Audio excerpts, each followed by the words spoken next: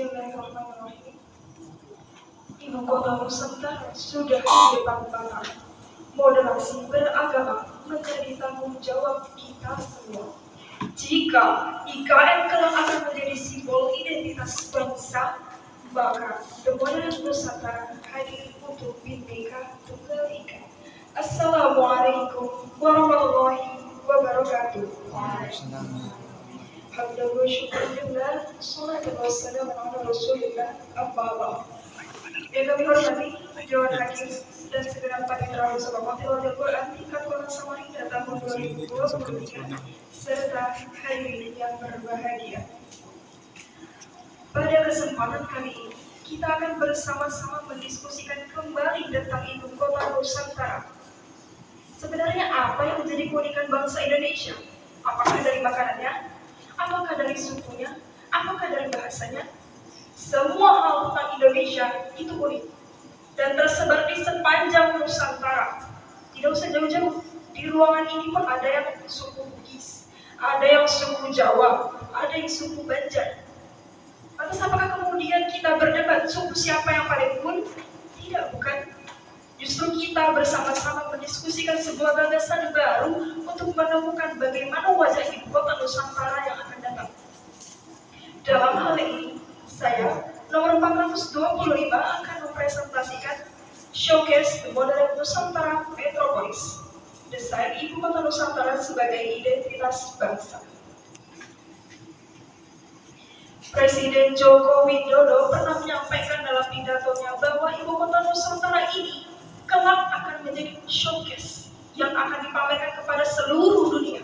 Transformasi Indonesia bukan hanya soal pemerintahan dan perekonomian, tetapi juga termasuk dalam hal kultur, budaya, juga keagamaan. Dalam Undang-Undang Nomor 3 Tahun 2022 juga dijelaskan bahwa ibu kota Nusantara kita yang terletak di Kabupaten Penajam Pasar Utara memiliki visi besar yang salah satunya termaktub pada pasal 2 bahwa IKN itu akan menjadi simbol identitas nasional keberagaman bangsa Indonesia berdasarkan Pancasila dan Undang-Undang Dasar 1945. Oleh sebab itu, IKN ini menjadi sorotan dunia, bahkan disebut dalam Keputusan Menteri Agama Nomor 18 Tahun 2020 bahwa Indonesia menjadi leading sektor kerukunan antar umat beragama, harmoni dalam keberagaman. Oleh sebab itu, dalam hal ini saya akan menjelaskan tentang desain modern Nusantara Metropolis sebagai identitas bangsa secara konseptual. Berbicara tentang keberagaman, tentu tidak akan jauh dari perbedaan. Perbedaan ini termaktub dalam Quran Surah Al-Hujurat ayat 13. Bismillahirrahmanirrahim.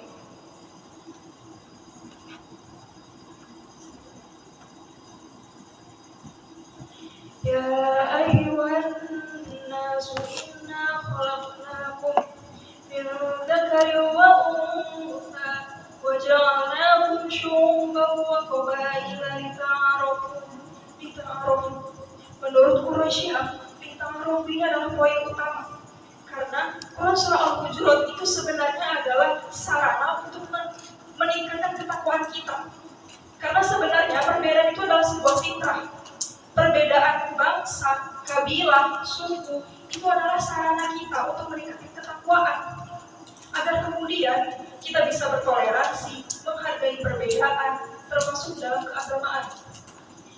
Menghormati perbedaan keyakinan, la ikraha fid-din, tidak ada paksaan dalam beragama. Tidak ada paksaan dalam beragama ini dimunsabkan dalam Quran Surah Al-Kafirun ayat 6. Lakum dinukum waliyadin. Untukmu agamamu dan untuk agamaku. Sebab ini bari fima ta'malun. Karena apa yang kamu lakukan itu saya tidak bertanggung jawab dan saya tidak bertanggung jawab terhadap apa yang kamu lakukan. Selain itu juga hal tersebut bertujuan untuk menjaga persatuan dan kesatuan. Wa tasimu bihablillahi jami'an wa la tafarraqu wa la tafarraqu. Dan janganlah kamu bercerai-berai. Kenapa? Karena bercerai-berai itu sebenarnya merugikan diri sendiri, menghabiskan energi. Sedangkan dengan perbedaan itu justru kita bisa mengambil rahmat. Dengan berbeda dan bersatu itu kita akan semakin kuat. Oleh sebab itu, The Moderate Nusantara Metropolis setidaknya memiliki 3 konsep utama, yaitu adalah toleransi terhadap keberagaman, menghormati perbedaan keyakinan, dan yang terakhir adalah menjaga persatuan. Next. Sementara, secara praktis kita bisa belajar dari kota Singkawang dan kota Salatiga. Kedua kota ini dinobatkan sebagai kota toleransi se-Indonesia. Mengapa? Karena yang pertama memiliki peraturan daerah. Kota Singkawang memiliki peraturan wali kota nomor 129 tahun 2021 yang khusus membahas tentang toleransi. Hal itu menjadi sorotan beberapa kota sehingga banyak kota yang melakukan studi toleransi terhadap kota Singkawang. Yang kedua adalah mendirikan kampung toleransi dengan beragam rumah ibadah yang dibangun berdampingan. Bahkan di dalam kampung toleransi itu ada majelis syuro yang bertugas sebagai wadah aspirasi keagamaan untuk kerukunan antar umat beragama. Kemudian yang terakhir adalah kerjasama dalam bidang pendidikan dan organisasi-organisasi eksternal seperti FKW atau FKPLA. Demikian saya kembalikan kepada Dewan.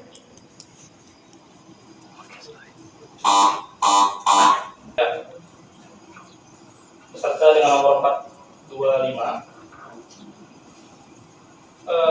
Pertama hal-hal teknis ya. Anda sudah mengecek belum secara etimologis ya.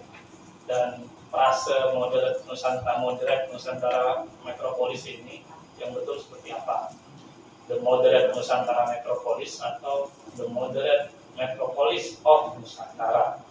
Ada menggunakan bahasa yang asing, di mana bahasa Nusantara tapi menggunakan paradigma bahasa Inggris. Kan aneh itu. I love Indonesia itu kan aneh juga tuh, mencintai negerinya sendiri pakai bahasa asing. Nah, itu pertama. Yang kedua, nanti ketika pindah, bagaimana menghormati perbedaan keyakinan yang ada, khususnya kepercayaan lokal yang sudah lama terbangun di sana, di sekitar IKN. Ya, apakah dengan perpindahan ibu kota Nusantara nanti keyakinan lokal yang ada di sana, ya, kepercayaan masyarakat lokal di sana, kan ada yang masih terlalu tradisional, terlalu kultural, itu akan dibiarkan saja atau dilestarikan atau tetap atau mau diubah semuanya menjadi harus dipaksakan menjadi Islam, Kristen, Hindu atau seperti apa? Tuh. Ketiga, yang Anda sebutkan Perda, Kampung Toleransi, Majelis Syuro dan sorry.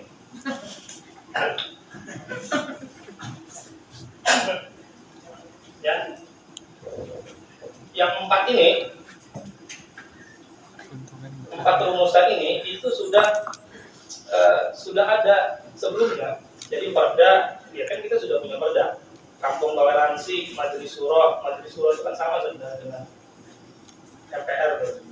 Apa bedanya? Nah, bagaimana keempat rumusan ini Anda kaitkan dengan setiap nilai-nilai moderasi beragama ataupun ayat-ayat Quran, ya.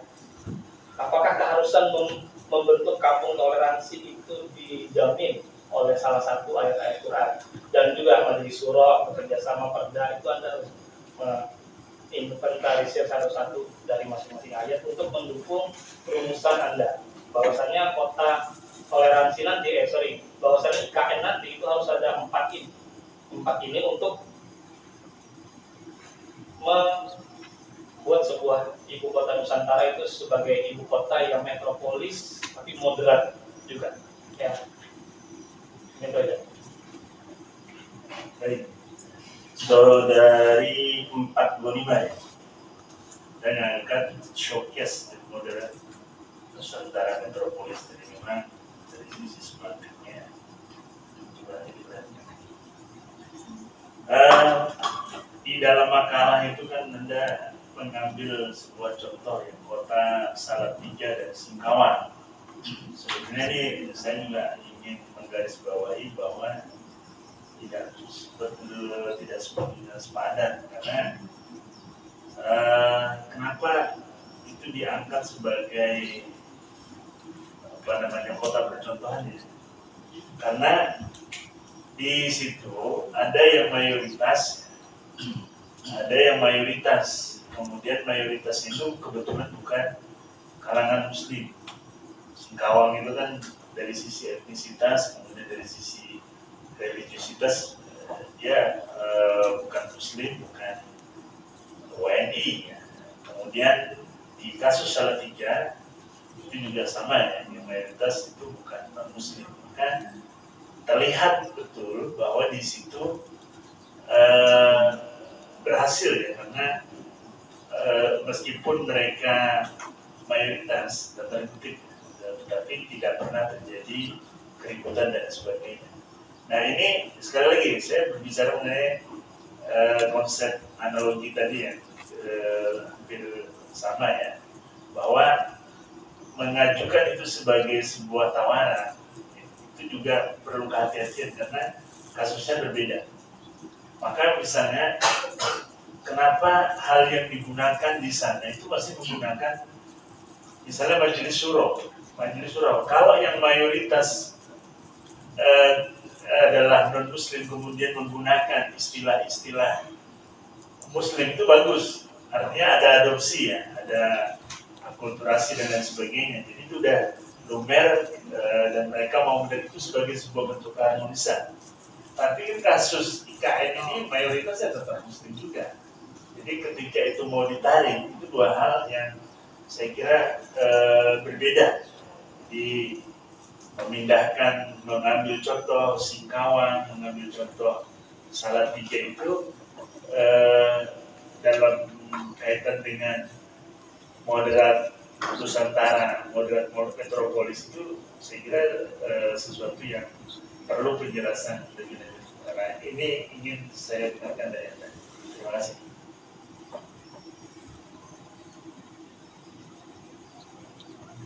Baik ya, saya lanjutkan. Jadi intinya sebenarnya sama, tapi ruhnya berbeda. Ini sasaran pengembangan konsep modern Nusantara metropolis yang dari beberapa pertanyaan tadi, dari Dewan Hakim tadi dipertanyakan bahasa seperti ini. Ada 4 sasarannya. Kalau saya melihat ini 4 ini adalah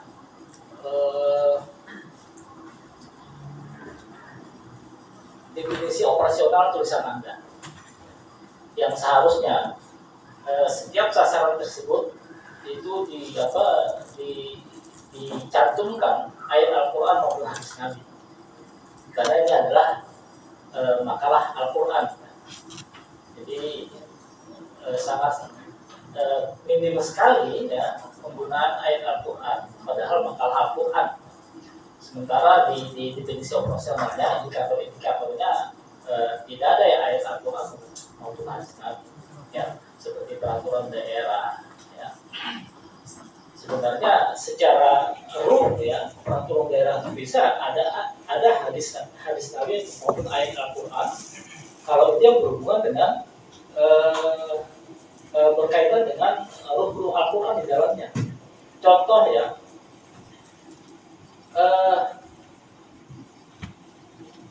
Kabupaten Batu Malang itu dulu bagian daripada Kota Malang, terus menjadi kabupaten tersendiri ya, Kalimantan Utara. Oleh wali kotanya ketika itu dibuat peraturan daerah, tidak boleh rumah itu dipagar lebih dari 1,5 meter tingginya. Karena kalau rumah itu dipagar tertutup, di dalamnya tidak ada kelihatan aktivitas orang di dalamnya, apakah ada kejahatan di dalamnya. Tetangga pun agak susah masuk, agak susah menolong. Jadi nilai silaturahim itu sama sekali tertutup. Kalau rumah itu dibangun pagarnya terlalu tinggi dan tertutup. Dan larangan membangun pagar tinggi tersebut itu sebenarnya ruh Islam. Ya. Tapi ada dalam perda, perdanya itu tidak berbicara apa Islami, tidak berbicara ini apa konsep Al-Quran, tidak. Ini adalah konsep Islam, tidak. Tapi dia berbicara tidak boleh melarang, ya. Karena di dalamnya tidak terlihat aktivitas kejahatan, ya, sehingga tetangga tidak bisa melihat. Dan nilai silaturahmi juga tidak. Jangan dikira di Arab Saudi itu ketika membangun rumah itu Islami, ya. Karena saya pernah ke Mekah, pernah ke Madinah ketika naik haji, ya. Rumah-rumah orang di sana itu pagarnya setinggi 3 meter. Rumah itu tidak kelihatan bagus. Jadi keindahan rumah itu tidak terlihat ketika masuk kita dalam pagarnya baru kelihatan. Itu kan bukan Islami, padahal di negara Islam. Jadi jangan melihat perda-perda kita itu tidak Islami, walaupun tidak dicantumkan Islamnya di sana. Nah itu. Jadi seperti kampung toleransi, ya, majelis syuro. Ini kalau Islami bahasanya. Dan seperti tadi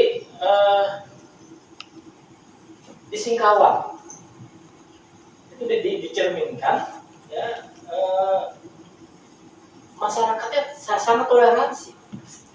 Jadi saya memang selalu mengikut perkembangan kota Singkawang itu, ya, di YouTube saya sering melihat itu. Orang-orang Cina itu banyak kawin dengan orang-orang pribumi, kawin dengan orang Dayak, ya, kawin dengan orang Madura, kawin dengan orang Jawa. Kenapa orang Cina mau seperti itu? Karena orang Cina di sana susah-susah. Coba orang Cina yang kaya di sini, nggak mau kawin dengan kita. Dia milih orang dia sendiri. Jadi toleransi ini karena susah. Tapi kalau kaya misalnya ada nggak toleransi? Coba Anda jelaskan. Terima kasih. Terima kasih atas pertanyaan yang telah disampaikan. Terkait penggunaan bahasa asing dalam judul makalah ini, The Modern Nusantara Metropolis akan saya kaji kembali kesesuaiannya. Namun mengapa menggunakan bahasa asing?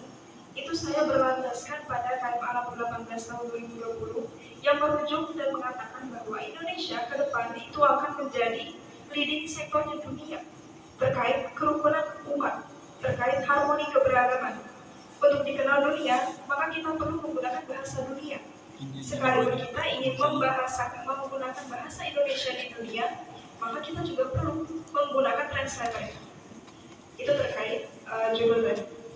Kemudian penggunaan kata-kata yang cenderung Islami seperti majelis syuro itu dapat dikaji kembali terkait kesesuaiannya dengan kultur dan kultur budaya daerah. Namun bagaimana terkait keempat rumusan tadi yang dikaitkan dengan moderasi beragama, tentu sangat terkait. Misalnya peraturan daerah. Jika tidak ada peraturan, maka tidak ada landasan kita untuk maju ke depan. Peraturan daerah yang saya maksud bukan peraturan daerah saja, tetapi peraturan daerah yang khusus menangani terkait toleransi dan moderasi beragama. Hal itu yang belum saya temui di kota-kota yang berada di Kalimantan Timur. Kemudian, mengapa menggunakan kota Salatiga dan kota Singkawang? Saya menemukan data berdasarkan Badan Pusat Statistik bahwasannya rata-rata masyarakat di sana menganut agama Islam, meskipun secara kultur dan ras itu mereka adalah ras Tionghoa. Dan ini juga dibenarkan dengan kultur yang ada di sana. Banyak masjid yang dibangun dengan konsep kelenteng sehingga Singkawang dan Salatiga disebut sebagai kota 1000 kelenteng karena kultur budaya yang sangat erat sekali dengan Cina. Di Pak, yang Salatiga juga saya baca begitu. Ada koreksi Pak?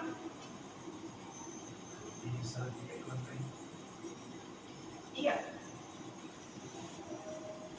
Baik. Terkait dengan penegasan istilah, menurut saya pribadi, Definisi operasional atau tujuan atau orientasi daripada Showbiz Kebudayaan Nusantara Metropolis itu adalah secara konseptual dan praktis. Sehingga saya menjabarkannya dalam dua hal yang terpisah, yaitu secara konseptual yang saya dasarkan pada landasan agama dan yuridis, sementara praktisnya saya melihat kondisi di lapangan. Hal ini, tawaran tersebut bukan berarti menjadi suatu keharusan, tetapi sebagai tawaran yang dapat dijawantahkan ketika pelatihan tersebut diberikan. Misalnya kita akan membuat kampung toleransi. Toleransi itu bukan hanya sekedar agama, tetapi juga kultur dan budaya.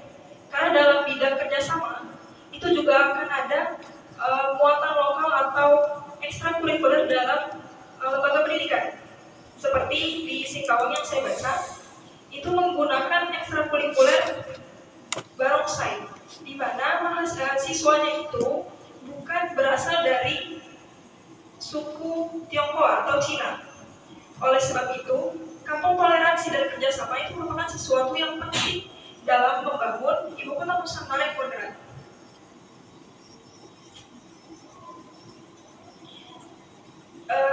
Kesesuaian antara empat hal tersebut dengan keislaman itu bisa dilihat langsung dalam Surah Al-Hujurat ayat 13. Karena Al-Hujurat ayat 13 itu bukan hanya berbicara tentang kultur, tapi juga berbicara tentang agama. Sebagaimana tafsir dari Quraisy Shihab dalam buku tafsirnya menjelaskan bahwa perbedaan tersebut, baik itu berupa baik itu ras, kabilah, suku dan lain sebagainya, justru hal tersebut adalah sarana untuk memperkuat persatuan dan kesatuan. Nah, persatuan dan kesatuan itu bukankah yang termaktub dalam semboyan kita Bhinneka Tunggal Ika? Ketika semboyan tersebut dapat kita aktualisasikan, bukankah kita berarti menjadi warga negara Indonesia yang seutuhnya? Kira-kira demikian jawaban yang bisa saya sampaikan. Terima kasih atas segala perhatian. Kurang dan lebihnya mohon dimaafkan. Wassalamualaikum warahmatullahi wabarakatuh.